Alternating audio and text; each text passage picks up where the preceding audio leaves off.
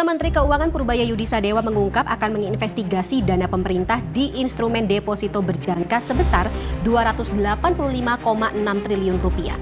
Purbaya mencurigai adanya permainan bunga dengan menempatkan dana tersebut di deposito berjangka. 200 T hari Jumat sudah masuk ke perbankan. Uangnya udah nongkrong di sana. Sekarang saya duga Pak Radirut Bank pusing. Halo semuanya, bersama kita di Bisik-Bisik seputar ekonomi. Nah, dari cuplikan video di awal, kawan-kawan pasti sudah mengira dari kita akan membahas tentang satu topik yang sedang viral di dunia ekonomi nasional. Apa sih itu? Yaitu tentang pernyataan Menteri Keuangan kita, Bapak Purbaya Sadewa, yang menyatakan bahwa ekonomi Indonesia itu akan naik sebesar 5,5% di akhir tahun 2025.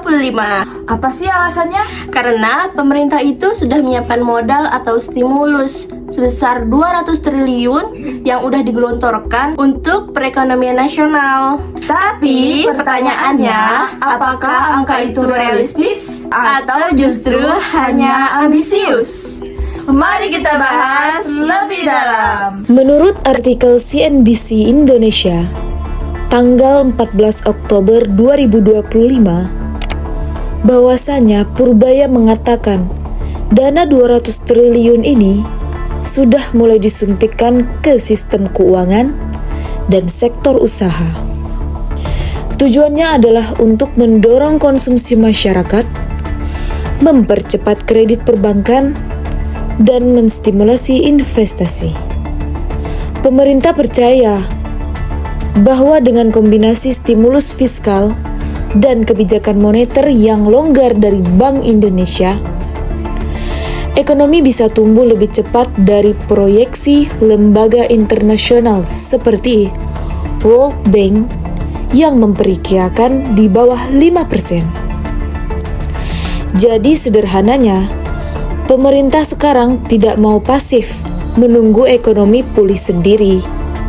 Mereka ingin menciptakan efek dorong atau semacam booster agar pertumbuhan melesat di paruh akhir 2025. Sisi positif dan potensi keberhasilan dari kebijakan Menteri Keuangan yang baru, yaitu Bapak Purbaya Sadewa. Kalau dilihat dari sisi optimisme, langkah ini patut diapresiasi. Pertama, 200 triliun bukanlah angka kecil. Dana sebesar ini, kalau benar-benar tersalurkan dengan cepat ke sektor real, bisa memicu efek berantai yang luar biasa. Kredit usaha bisa meningkat, konsumsi masyarakat naik, dan kepercayaan pelaku bisnis ikut membaik. Kedua, dalam ekonomi, ekspektasi itu penting. Ketika masyarakat dan dunia usaha mendengar pemerintah yakin ekonomi akan tumbuh, biasanya mereka ikut lebih percaya diri. Efek psikologis ini bisa menambah perputaran uang di pasar. Ketiga, stimulus ini juga memberi sinyal kuat ke investor luar negeri bahwa Indonesia serius menjaga momentum pertumbuhan. Kalau investasi asing meningkat, itu artinya akan ada tambahan lapangan kerja, teknologi baru, dan peluang ekonomi yang jauh lebih luas. Namun, di balik optimisme itu, ada beberapa catatan penting yang harus diperhatikan. Pertama, apakah dana 200 triliun ini benar-benar efektif tersalurkan? Pengalaman dari kebijakan sebelumnya menunjukkan bahwa kadang dana besar tidak selalu cepat sampai ke sektor real. Bisa jadi terhambat birokrasi, lambatnya proses perbankan, atau kurangnya kesiapan dunia usaha. Kedua, target 5,5% itu tergolong ambisius karena pertumbuhan ekonomi global sedang melambat, ekspor komoditas turun, dan tekanan geopolitik masih tinggi. Kalau hanya mengandalkan konsumsi domestik, mungkin pertumbuhan bisa naik, tapi belum tentu berkelanjutan. Ketiga, resiko inflasi. Kalau uang beredar terlalu cepat tapi produksi belum siap, harga barang bisa naik. Ini justru bisa menekan daya beli masyarakat. Artinya, kebijakan ini harus dijaga keseimbangannya. Jangan sampai niat mendorong pertumbuhan malah membuat harga-harga melonjak. Keempat, sustainabilitas jangka menengah. Stimulus besar memang bisa memberi dorongan sesaat, tapi kalau tidak diikuti reformasi struktural seperti peningkatan produktivitas, perbaikan sumber daya manusia, dan iklim investasi yang stabil, maka efeknya bisa sangat cepat hilang. Dampak dari kebijakan ekonomi Menteri Keuangan Bapak Purbaya Sadewa bagi masyarakat dan dunia usaha. Bagi masyarakat umum, kebijakan ini bisa berdampak langsung jika berhasil. Kredit usaha kecil bisa lebih mudah didapat, lapangan kerja bisa bertambah, dan konsumsi rumah tangga bisa meningkat. Tapi, bagi pelaku usaha, ini juga saat yang tepat untuk bersiap. Kalau ekonomi benar-benar tumbuh di atas 5,5%, maka permintaan produk dan jasa akan meningkat. Ini peluang yang besar. Namun, kalau pertumbuhan melambat, bisnis yang tidak efisien bisa kesulitan bersaing. Jadi, penting untuk memanfaatkan stimulus dengan bijak, bukan hanya ikut euforia sesaat. Beberapa waktu yang lalu, Menteri Keuangan Purbaya Sadewa meluncurkan kebijakan yang menempatkan dana pemerintah sebesar 200 triliun dari Bank Indonesia ke bank-bank milik negara atau Himbara. Tujuannya untuk memperkuat likuiditas perbankan dan mendorong penyaluran kredit agar roda ekonomi berputar lebih cepat. Namun, kebijakan ini punya konsekuensi besar bagi pelaku pasar keuangan. Salah satu syarat kebijakan tersebut adalah bank-bank penerima dana tidak boleh menggunakan dana itu untuk membeli obligasi pemerintah maupun surat berharga lainnya.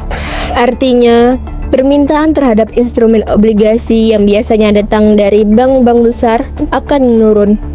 Ketika permintaan terhadap obligasi menurun, secara teori harga obligasi bisa melemah dan imbal hasil cenderung naik. Kondisi ini dapat menciptakan potensi kerugian nilai bagi para bondholder, terutama mereka yang sudah memegang obligasi dengan tingkat bunga tetap. Mereka mungkin tidak mengalami kerugian secara langsung, tetapi nilai pasar obligasi mereka bisa menurun di tengah perubahan arah kebijakan pemerintah. Berikut ini adalah salah satu reaksi nyata yang ditimbulkan oleh kebijakan Menteri Keuangan dari seorang pengacara sekaligus investor yang mengaku merugi akibat kebijakan ini, yaitu Bapak Hotman Paris Hutapea. Hari ini deposito saya sebesar pokoknya 53 miliar rupiah. Semula bunga depositonya 5% per tahun, oleh bank dikasih tahu hanya sekitar 2,5% per tahun pada saat saya perpanjang hari ini. Jadi rugi saya setengah dari pendapatan saya. Bayangkan, dari 53 miliar itu belum lagi ratusan miliar yang lain. Namun tetap kita mendukung kalau memang itu yang terbaik bagi bangsa dan rakyat Indonesia. Pernyataan ini menggambarkan dengan jelas arah kebijakan Purbaya, menekankan suku bunga agar masyarakat dan pelaku usaha terdorong mengalirkan dana ke sektor real, bukan menumpuk di instrumen keuangan seperti deposito atau obligasi. Namun di sisi lain, kebijakan ini menimbulkan efek domino, yaitu para bondholder menghadapi risiko penurunan harga pasar obligasi investasi. Namun di sisi lain, kebijakan ini menimbulkan efek domino, yaitu para bondholder menghadapi risiko penurunan harga pasar obligasi. Investor retail seperti Hotman Paris merasakan penurunan imbal hasil dari investasi mereka. Sementara pemerintah berharap dana yang keluar dari sektor keuangan bisa memperkuat konsumsi dan investasi langsung.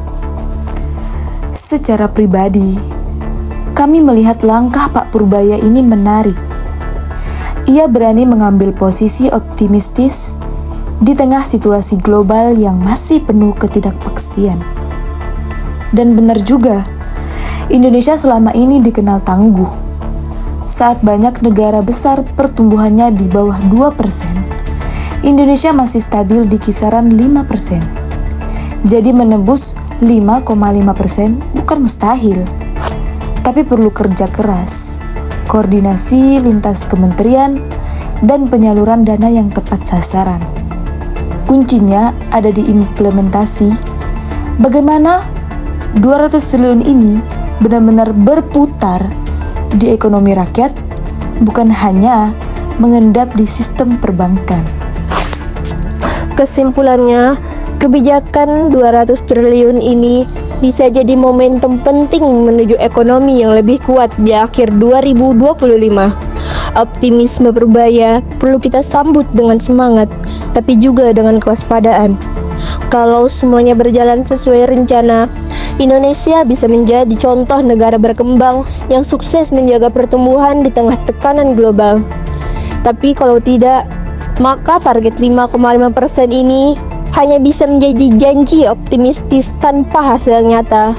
Mari kita tunggu realisasinya, sambil berharap kebijakan ini benar-benar memberi manfaat nyata bagi masyarakat, bukan hanya sekedar angka yang ada di laporan ekonomi. Terima kasih sudah menonton. Kalau kamu punya pendapat lain soal kebijakan ini, tulis di kolom komentar ya. Sampai jumpa Dengan Lady dan Siti di bisik-bisik ekonomi selanjutnya. Dadah!